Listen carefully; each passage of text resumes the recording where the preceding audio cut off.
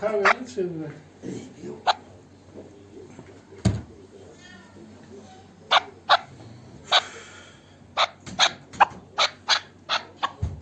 Ya on tav kuruldu. Ha, o yüzden. Sonuçta.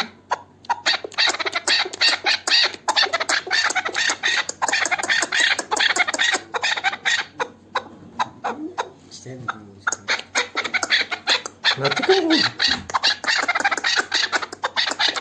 Kahveceğim de yani ne söyleyeyim?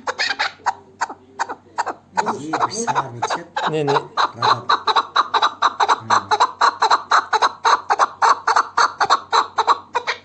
Yapsın yapsın. Hem yakışmıyor sözleri. Evet, ya istemem. Klasa gidiyor.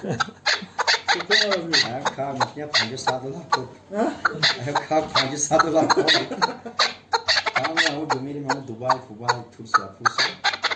Bas خود میری بیان جوش دارم یه روز نیستیم تو صدوان کنیم هم مجرد Öyle bir gözüm yaşadı.